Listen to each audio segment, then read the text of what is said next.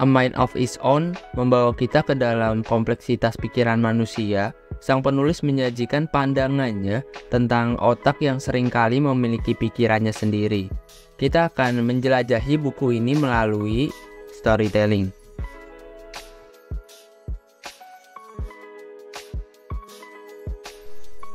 Bayangkan seorang wanita bernama Maya, seorang psikolog muda yang selalu memahami otak sebagai mesin logika.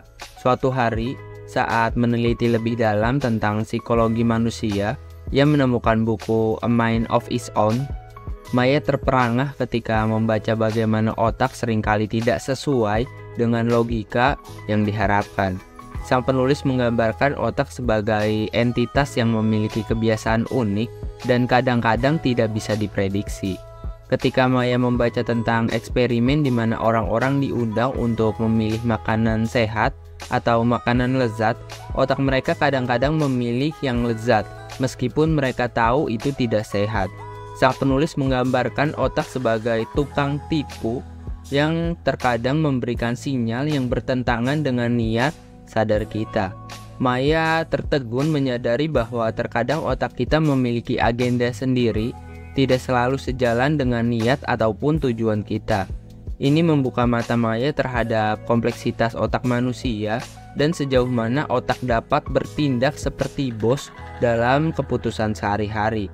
Cerita ini mengajarkan kita untuk lebih menghargai dan memahami bahwa otak bukanlah mesin yang selalu patuh pada perintah logika kita. Terkadang, otak kita memiliki kebiasaan uniknya sendiri yang bisa mempengaruhi keputusan dan tindakan kita, dan itu adalah bagian dari keunikan kompleksitas manusia.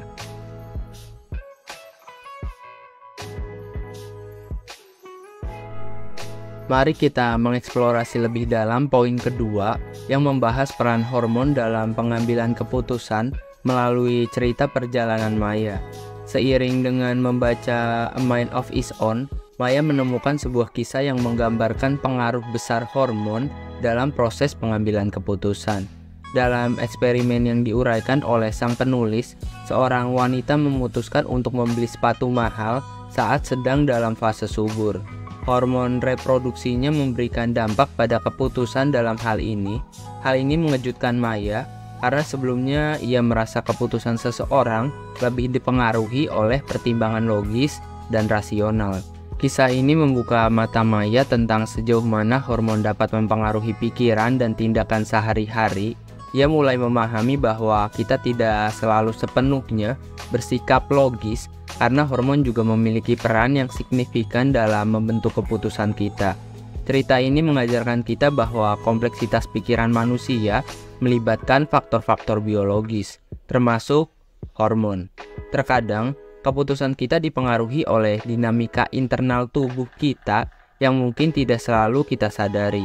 Ini memberikan wawasan baru tentang kerumitan otak dan bagaimana aspek biologis dapat berinteraksi dengan proses berpikir kita.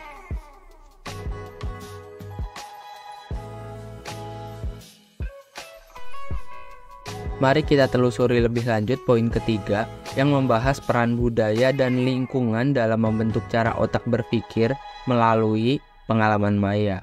Dalam perjalanannya membaca A Mind of Its Own, Maya menemukan cerita yang menggambarkan dampak besar budaya dan lingkungan pada persepsi warna. Sang penulis mencatat sebuah eksperimen menarik di mana orang dari budaya yang berbeda memiliki persepsi warna yang berbeda pula. Maya terkesan melihat bagaimana lingkungan tempat tumbuh kembang seseorang bisa mempengaruhi cara otaknya memproses informasi sehari-hari. Cerita ini membuka mata Maya terhadap realitas bahwa pandangan dunia seseorang, bahkan dalam hal sekecil warna, dapat dipengaruhi oleh faktor budaya dan lingkungan. Hal ini menyadarkan Maya akan kompleksitas otak manusia yang selalu berinteraksi dengan dunia sekitarnya. Melalui cerita ini, kita diajak untuk merenung tentang betapa dinamisnya otak manusia dalam merespon dan membentuk persepsi berdasarkan pengalaman dan lingkungan unik mereka.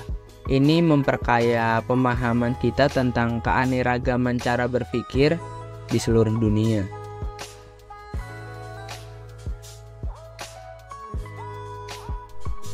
Sekarang, mari kita menjelajahi lebih dalam poin keempat yang membahas mitos kecerdasan berbasis jenis kelamin. Melalui kisah perjalanan Maya, dalam eksplorasinya terhadap buku A Man of His Own, Maya menemukan cerita yang meruntuhkan stereotip panjang tentang kecerdasan berbasis jenis kelamin. Sang penulis membawanya ke dalam kisah tentang seorang anak laki-laki dan perempuan yang menunjukkan kecerdasan masing-masing di bidang mereka. Anak laki-laki menunjukkan kecakapan matematis yang tinggi, sementara anak perempuan memimpin dalam pemahaman bahasa dan empati sosial. Kisah ini menjadi momen pencerahan bagi Maya, mengubah perspektifnya tentang kemampuan intelektual yang tidak terbatas pada jenis kelamin. Ia menyadari bahwa masyarakat terkadang terjebak dalam mitos bahwa laki-laki lebih unggul dalam bidang tertentu dan perempuan dalam bidang lain. Dengan menyajikan kisah anak-anak yang melanggar stereotip ini, sang penulis mengajarkan Maya dan pembaca lainnya untuk melepaskan pandangan sempit tentang kecerdasan berbasis kelamin ya. Kecerdasan tidak terikat oleh jenis kelamin, setiap individu memiliki potensi uniknya sendiri. Cerita ini menjadi pijakan bagi kita untuk memahami bahwa kemampuan dan kecerdasan tidak ada hubungannya dengan apakah seseorang laki-laki atau perempuan. Hal ini memperkaya pemahaman kita tentang keunikan dan keragaman potensi manusia. Maya menutup buku ini dengan kesimpulan bahwa otak benar-benar memiliki pikirannya sendiri, jauh dari kesederhanaan yang mungkin kita bayangkan. Dia menyadari bahwa pemahaman lebih mendalam tentang otak membuka cakrawala baru dalam memahami perilaku manusia. Itulah rangkuman singkat dari buku ini. Jangan ragu untuk memeriksa buku ini untuk mengeksplorasi lebih dalam ke dalam otak yang kompleks dan seringkali memiliki pikirannya sendiri. Untuk kalian yang ingin membaca buku ini lebih lanjut dan ingin mempelajari buku ini lebih lanjut, kalian bisa klik untuk link pembelian bukunya di kolom deskripsi, karena untuk link pembelian bukunya sudah saya sediakan yang berupa e-book ataupun buku fisik. Nanti untuk bahasanya saya carikan ya yang bahasa lain ya, seperti bahasa Inggris atau bahasa lainnya. Untuk bahasa Indonesia kalian tinggal klik aja linknya untuk pembeliannya. Oke, jadi sekian video kali ini. Saya Ahmad NH. Terima kasih.